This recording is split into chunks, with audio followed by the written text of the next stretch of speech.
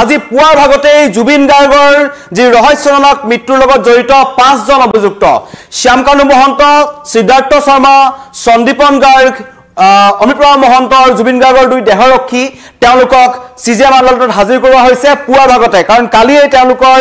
আৰক্ষীৰ জিম্মাৰ ম্যাদ উকলিছিল, নিশা উকলিছিল। সেইকাৰণে আজি পুৱাৰ ভাগতেই এই 5 জনক কটকটীয়া নিৰাপত্তাৰ মাজত লৈ যোৱা হৈছে। কাৰণ নিৰাপত্তাৰ দিশটো চোৱা হৈছে যে মানুহৰ মাজত যথেষ্ট খং আৰু ক্ষোভ আছে। সেইকাৰণে বুলেট প্ৰুফ বাহনেৰে এইকেইজনক আটাইকেইজনকে 5 জনক CID কাৰ্যালয়ৰ পৰা লৈ যোৱা হৈছে। দৃশ্যাংশ আপোনালোকক দেখুৱাব বিচাৰিম পোনপটীয়াকৈ। এয়া হৈছে দৃশ্যাংশ। শ্যামকানু মহন্তই আজিও মুখ লুকুৱাৰ চেষ্টা কৰিছে, মুখ লজ্জাত আছে। এজন জুবিন গাৰ্গৰ PSO আছিল নন্দেশ্বৰ বৰা, এজন হৈছে সিদ্ধাৰ্থ শৰ্মা, মূল কালপিত বুলি ক'ব লাগিব সমগ্ৰ ঘটনাৰ। মুখ লুকুৱাই তললে মুখ কৰি পাৰ হৈ গৈছে। আৰু তাৰ পিছে পিছে এজন আমাৰ শ্যামকানু মহন্ত, যিজনে ফেষ্টিভেল পতাৰ নামত জুবিন গাৰ্গক নি ছিংগাপুৰত কি কৰিলে মুখ লুকুৱাবলৈ চেষ্টা কৰিছে। সকলো তেখেতৰ ওলাই পৰিছে, কিন্তু তথাপিও ইয়াত মুখ লুকুৱাৰ চেষ্টা কৰিলে আজি। আৰু ইয়াৰ পিছে পিছে জুবিন গাৰ্গৰ অন্য এজন দেহৰক্ষী নন্দেশ্বৰ বৰা হ'ব খুব সম্ভৱ। আৰু এইজন হৈছে সন্দীপন গাৰ্গ, জুবিন গাৰ্গৰ ভায়েক, যিজন 13-14 দিন মনে মনে আছিল। অৱশেষত CIDয়ে মতাৰ পিছত তেখেতক গ্ৰেপ্তাৰ কৰিলে। আটাইকে CJM আদালতত হাজিৰ কৰা হৈছে কটকটীয়া নিৰাপত্তা বেষ্টনীৰ মাজত। আৰু অমিপ্ৰভা মহন্ত তেওঁ মহিলা হোৱাৰ কাৰণে তেওঁক এখন অন্য বাহনেৰে লৈ যোৱা হৈছে। সকলোকেই আজি তেওঁলোকৰ ম্যাদ উকলিছিল, পুনৰ তেওঁলোকক নিজৰ জিম্মাত লোৱাৰ সম্ভাৱনা আছে। মুন্নাথ প্ৰসাদ গুপ্তাই এটা মন্তব্য কৰিলে কিছু সময় পূৰ্বে। তেওঁ কৈছিল যে হয় স্পেচিয়েল কাষ্টাডি দিয়া হ'ব, নহ'লে তেওঁলোকক ন্যায়িক জিম্মালৈ প্ৰেৰণ কৰা হ'ব, মানে জেললৈ প্ৰেৰণ কৰা হ'ব। এতিয়া সমগ্ৰ অসমবাসী ৰাইজে বিচাৰিছে যে এই SITৰ যিটো তদন্ত হ'ল বা এই তেওঁলোকক 1 অক্টোবৰৰ পৰা 14 দিনৰ জিম্মাত লোৱাৰ সময়ছোৱাত তেওঁলোকে কি কথা ক'লে বা কি কথা নক'লে। এতিয়া কালি একাংশ বিশিষ্ট ব্যক্তিক লৈ SITয়ে যিখন বৈঠক অনুষ্ঠিত কৰিছিল, সেই বৈঠকখনক লৈ বহু মানুহে খং খুব আহিছে। আৰু সকলোৱে কৈছে যে কি কাৰণত কেৱল কিছুমান বাছনি কৰা ব্যক্তিকহে এই সমগ্ৰ ঘটনা জনোৱা হৈছে। আৰু কালি আহি অতনু ভূঞাকে আৰম্ভ কৰি বহু ব্যক্তিয়ে মন্তব্য কৰিলে যে যিখিনি কথা আমাক জনোৱা হৈছে তাৰে 90% কথা আমি জানো আৰু 10%হে নতুন কথা আমাক জনোৱা হৈছে। সেই 10% কথা আমি সকলোৰে আগত খুলি ক'ব নোৱাৰো। সেই 10% কথা এতিয়া কি, ইয়াক লৈ কিন্তু মানুহৰ মাজত কথা বতৰা আৰম্ভ হৈছে। আৰু এতিয়া CID কাৰ্যালয়ৰ পৰা কটকটীয়া নিৰাপত্তাৰ মাজত এই 5 জন অভিযুক্তক ইতিমধ্যে CJM আদালতত হাজিৰ কৰা হৈছে। মই পুনৰবাৰ দেখুৱাই আছো। শ্যামকানু মহন্ত আছে, জুবিন গাৰ্গৰ 2জন দেহৰক্ষী আছে, যি 2জনৰ একাউণ্টত লাখ লাখ টকাৰ ট্ৰেঞ্জেকশ্যন হৈছিল। এজন সন্দীপন গাৰ্গ, সিদ্ধাৰ্থ শৰ্মা, সকলোক CID কাৰ্যালয়ৰ পৰা তেওঁলোকক লৈ যোৱা হৈছে। 1 অক্টোবৰত সিদ্ধাৰ্থ শৰ্মা আৰু শ্যামকানু মহন্ত গ্ৰেপ্তাৰ হৈছিল। তাৰ পাছত সন্দীপন গাৰ্গ গ্ৰেপ্তাৰ হৈছিল। তাৰ পিছত জুবিন গাৰ্গৰ 2 দেহৰক্ষীকো সোধা পোছাৰ অন্তত গ্ৰেপ্তাৰ কৰা হৈছিল। কটকটীয়া নিৰাপত্তা বেষ্টনীৰ মাজেৰে লৈ যোৱা হৈছে, কাৰণ মানুহে তেওঁলোকৰ ওপৰত খঙত আছে, ক্ষোভত আছে। সেইকাৰণে নিৰাপত্তাৰ দিশটো কটকটীয়া কৰি তোলা হৈছে। আৰু পুৱাৰ ভাগতেই যিমান পাৰে সোনকালে তেওঁলোকক আদালতত হাজিৰ কৰাৰ কথা চিন্তা কৰা হৈছিল আৰু তেওঁলোকক আদালতলৈ লৈ যোৱা হৈছে কটকটীয়া নিৰাপত্তাৰ মাজত। কথা হ'ল এতিয়া 1 অক্টোবৰত গ্ৰেপ্তাৰ হৈছিল শ্যামকানু মহন্ত আৰু সিদ্ধাৰ্থ শৰ্মা।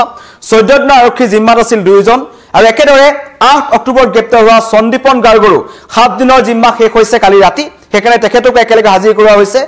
আনহাতে 10 অক্টোবৰত SITয়ে 5 দিনৰ জিম্মাত লোৱা জুবিন গাৰ্গৰ 2 দেহৰক্ষী পৰেশ বৈশ্য, নন্দেশ্বৰ বৰাৰো আৰক্ষীৰ জিম্মাৰ ম্যাদ নিশাৰ উকলিছিল। সেইকাৰণে তেওঁলোকক লৈ যোৱা হৈছে। আৰু আটাইকেইটা অভিযুক্তক শীঘ্ৰেই কাৰাগাৰ বা ন্যায়িক জিম্মালৈ প্ৰেৰণ কৰা হ'ব। কিন্তু মানুহৰ মনত প্ৰশ্ন আছে যে জুবিন গাৰ্গৰ কেনেকৈ মৃত্যু হ'ল সেই কথা সকলোৱে জানিব বিচাৰিছে। আৰু অন্য নালাগে গৰিমা শইকীয়া গাৰ্গৰ পৰা আৰম্ভ কৰি সকলোৱে এই কথা মন্তব্য কৰি আছে। গৰিমা শইকীয়া গাৰ্গে কালি এটা খুব আৱেগিক পোষ্ট লিখিছে বা তেওঁ এটা মেছেজ এৰিছে আচলতে। কাৰণ প্ৰথম দিনাখনৰ পৰা গৰিমা শইকীয়া গাৰ্গে এটা কথা মন্তব্য কৰিছিল জুবিন ক্ষেত্ৰত গৈ, যে আপোনালোকে #জাষ্টিছ4জুবিন গাৰ্গ লিখক, তেতিয়াহে আমি ন্যায় পাম। গৰিমা শইকীয়া গাৰ্গো এতিয়া ক'ৰবাত নহয় ক'ৰবাত তেওঁ আশা যিমান দেখিছিল এতিয়া আশা এৰিবলৈ বাধ্য হৈছে, কাৰণ 26টা দিন পাৰ হৈ গ'ল। তেওঁ কালি লিখিছে, একো বুজা নাই, ইমান ৰহস্য অথচ একো গোপনীয়তাও নাই, ৰাজহুৱা কৰা নাই অথচ সকলোৱে গম পায়। জাষ্টিছ4জুবিন গাৰ্গ। আৰু এই কথাটো এইকাৰণে লিখিছে, যিটো মৰণোত্তৰ পৰীক্ষাৰ ৰিপৰ্ট, যিটো পোষ্টমৰ্টম ৰিপৰ্ট ওলাই আছে বুলি কৈছে,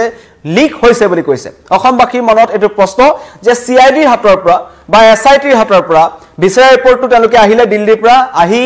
SITয়ে GMCHৰ চিকিৎসকৰ হাতত দিলে। GMCHত যোনটো কৰা বা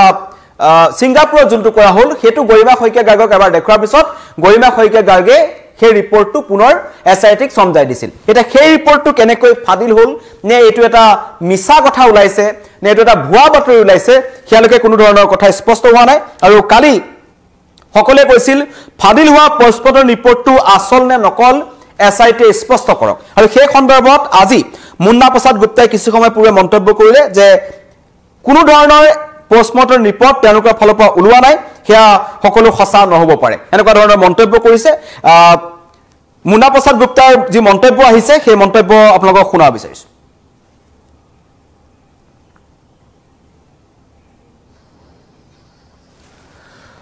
কিছুমান পিছতে আমি আপোনালোকক মুন্না প্ৰসাদ গুপ্তাৰ মন্তব্যটো শুনাম কিন্তু এই মুহূৰ্তত জনাই আছো যে সিজিএম আদালতত এদৰে হাজিৰ কৰা হৈছে এয়া সিআইডি দৃশ্য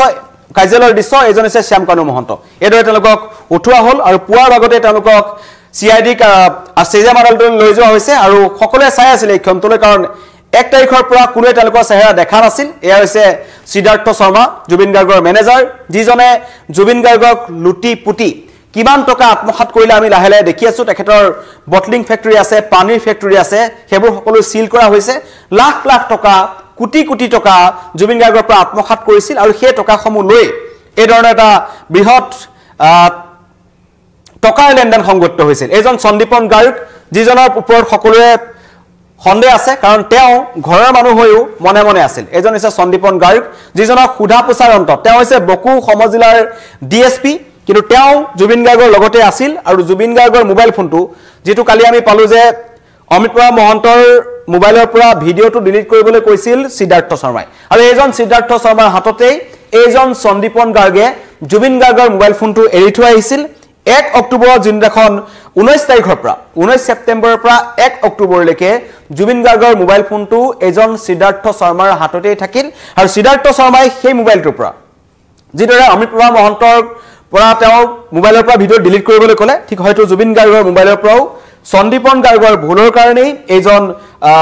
সিদ্ধাৰ্থ শৰ্মাই হয়তো বহুত তথ্যমান মুছি পেলাইছিল আৰু পৰৱৰ্তী পৰ্যায়ত যেতিয়া 1 অক্টোবৰত তেওঁ ধৰা পৰিল সেইদিনাখন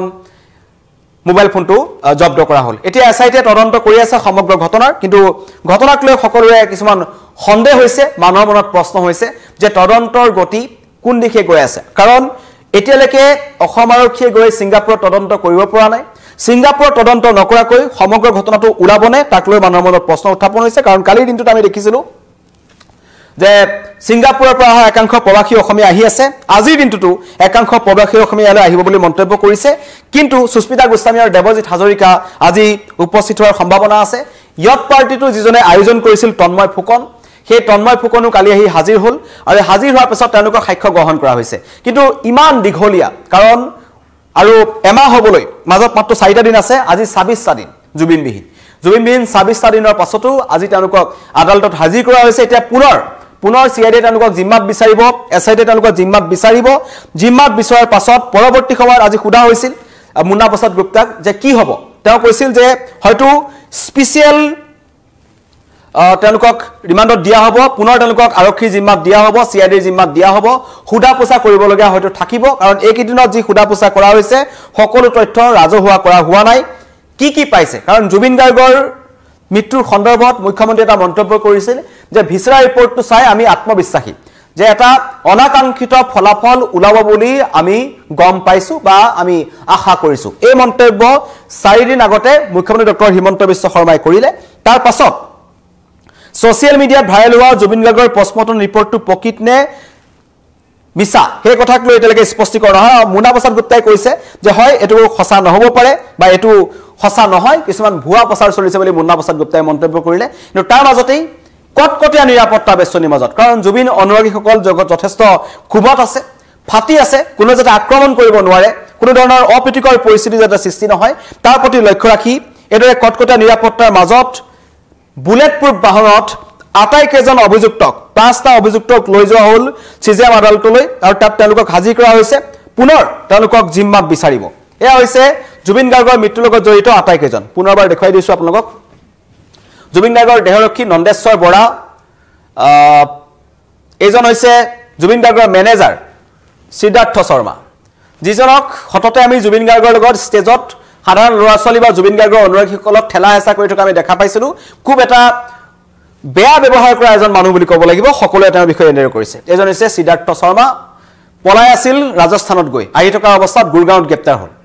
পলায়ন কি কৰিছিল সেয়া ৰহস্যৰ কথা জুবিন গাৰ্গ বা পৰিয়ালে যথেষ্ট বিশ্বাস কৰিছিল এইজন হৈছে আমাৰ মহন্ত ডাঙৰীয়া যিজন এতিয়া ইয়াতো বেকা কৰি মুখখন লুকাবলৈ চেষ্টা কৰিছে আৰু তেওঁৰ এইজনে শ্যামকানু মহন্ত যিজনে নিজৰ ঘৰৰ তেওঁলোকৰ পৰিয়ালৰ মাজত কোনোবাজন ব্যক্তি যেটা সুধিছিল যে জুবিন গাৰ্গৰ স্বাস্থ্যৰ যতন ল'ব লাগে জুবিন গাৰ্গে কিয় ইমান মদ্যপান কৰে তেতিয়া এইজনে মন্তব্য কৰিছিল জুবিনে মদ খাই খক কিবা খাই খক জুবিন মোৰ কাৰণে পণ্য সামগ্ৰী মই ব্যৱহাৰ কৰিব বিচাৰো এইজনে হৈছে শ্যামকানু মহন্ত তেওঁ এতিয়া ইয়াত মুখ লুকুৱাই যাবলৈ চেষ্টা কৰিছে লগতে এজনকৈ আহিছে এইজন হৈছে জুবিন গাৰ্গৰ অন্য এজন দেহৰক্ষী নন্দেশ্বৰ বৰা আৰু এইজন হৈছে সন্দীপন গাৰ্গ যিজন জুবিন গাৰ্গৰ ভাতৃ খুৰাকৰ ল'ৰা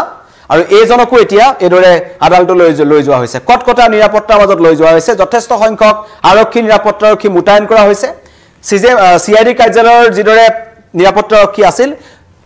সিজেম আদালতৰ সন্মুখতো কিন্তু পুৱাৰ পৰাই যথেষ্ট সংখ্যক নিৰাপত্তাৰক্ষী মুতায়ন কৰা হৈছিল আৰু কিছু সময় পিছতে আমি অধিক আপোনালোকক জনাব পাৰিম যে কি হৈছে কি হোৱা নাই কিন্তু এই মুহূৰ্তত আপডেট জনালো কালি যিহেতু আটাইকেইজনৰ নিখাই তেওঁলোকৰ আৰক্ষীৰ জিম্মাৰ ম্যাদ উকলিছিল সেইকাৰণে আটাইকে লৈ যোৱা হৈছে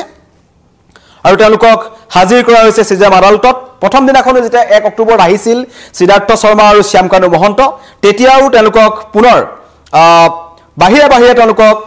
সিজেমৰ ঘৰলৈ লৈ যোৱা হৈছিল গীতানগৰ ঘৰলৈ লৈ যোৱা হৈছিল তাত তেওঁলোকক হাজিৰ কৰা হৈছিল কটকটা নিৰাপত্তা আছিল আজিও অনুৰূপ ব্যৱস্থা কৰা হৈছে কাৰণ কোনো ধৰণৰ ৰিস্ক ল'ব বিচৰা নাই অসম আৰক্ষীয়ে এছআইটিয়ে কাৰণ মানুহৰ খং খুব আছে তেওঁলোকৰ ওপৰত আক্ৰমণ হোৱাৰ আশংকা আছে সেইকাৰণে কটকটীয়া নিৰাপত্তাৰ মাজত তেওঁলোকক লৈ গৈছে আৰু কটকটীয়া নিৰাপত্তাৰ মাজতে তেওঁলোকক পুনৰ লৈ অনা হ'ব তেওঁলোকক কোনখন জেলত ৰাখিব তাক লৈ চিন্তাত আছে এতিয়া বৰ্তমান এছআইটি বা সিআইডি বা অসম আৰক্ষী কাৰণ গুৱাহাটী কেন্দ্ৰীয় কাৰাগাৰত তেওঁলোকক থবলৈ হ'লে কটকটীয়া নিৰাপত্তাৰ ব্যৱস্থা কৰিব লাগিব আৰু তাত নতুনকৈ সেল বনাব লাগিব যদি বাহিৰলৈ লৈ যায় তিহাৰ জেল বা তেনেকুৱা জেলত তেওঁলোকক ৰাখিব লাগিব আৰু চিন্তা চৰ্চা কিন্তু চলি আছে চলি নথকা নহয় কাৰণ এওঁলোকক সমগ্ৰ অসমীয়া জাতিটোৱে এটা বেয়া পায় বুলি ক'ব লাগিব কোনো এনেকুৱা নহয় যে অপৰাধী বা ভাল ব্যক্তি অপৰাধীও এনেকক বেয়া পায় ভাল মানুহও বেয়া পায় এওঁলোকক সকলোৱে বেয়া পায় সেইকাৰণে তেওঁলোকক ৰখাক লৈ এতিয়া চিন্তা হৈছে আৰু এইদৰে এতিয়া কটকটীয়া নিৰাপত্তাৰ মাজত তেওঁলোকক লৈ যোৱা হৈছে আৰু লৈ যোৱাৰ মাজতো শ্যামকানু মহন্তই মুখ লুকুৱাবলৈ চেষ্টা কৰিছে যিজনে 19 ছেপ্টেম্বৰ আগলৈকে এজন অন্য ব্যক্তি আছিল যিজনক অসমৰ এজন সাংস্কৃতিক কৰ্মী যুৱ উদ্যোগী এনেকুৱা ধৰণৰ কিছুমান তেওঁৰ নামৰ আগত তেওঁ লিখিছিল খুব ভাল অসমৰ কাৰণে চিন্তা কৰে নৰ্থ ইষ্টৰ সাংস্কৃতিক যেটো ক্ষেত্ৰটোক সম্ভালিবলৈ তেওঁই আছিল এনেকুৱা ধৰণৰ মন্তব্য তেওঁ কৰিছিল আৰু এইজন এতিয়া মুখ লুকুৱাই যাবলৈ চেষ্টা কৰিছে মুন্না প্ৰসাদ গুপ্তাৰ মন্তব্য আহিছে কি ক'লে আপোনাক শুনাব বিচাৰিছো আপোনালোকে ইতিমধ্যে গম পাইছে যে 5 জন একিউজড তেওঁলোকক আমি পুলিচ কাষ্টডিৰ ম্যাদ আজি শেষ হ'ল আমি মহামান্য আদালতত তেওঁলোকক প্ৰেৰণ কৰাৰ কাৰণে লৈ গৈছো প্ৰবাসী অসমীয়া ছিংগাপুৰৰ পৰা ইতিমধ্যে সুস্মিতা গোস্বামী আৰু প্ৰতিম তেওঁলোক দুজন আহি পাইছে তেওঁলোকক আমি জেৰা কৰিছো আৰু আজি আৰু এজন দেৱজ্যোতি হাজৰিকাও অহাৰ সম্ভাৱনা আছে তেওঁ আমাক কনফাৰ্ম কৰিছে আজি আহিব গতিকে আজি 3 জনক লৈ মুঠ 11 জন প্ৰবাসী অসমীয়াৰ ভিতৰত 10 জন আমাৰ ওচৰত হাজিৰ হ'ল 10 জনৰ আমি ষ্টেটমেণ্ট ললো এজন থাকি গ'ল ৱাজিদ আহমেদ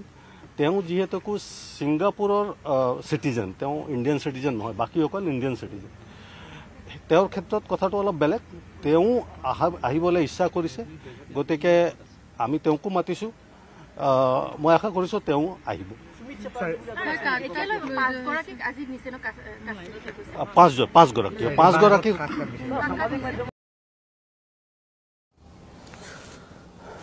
জাস্টিস ফৰ জুবিন গাৰ্গ সকলোৱে ন্যায় বিচাৰিছে আৰু ন্যায় প্ৰক্ৰিয়াত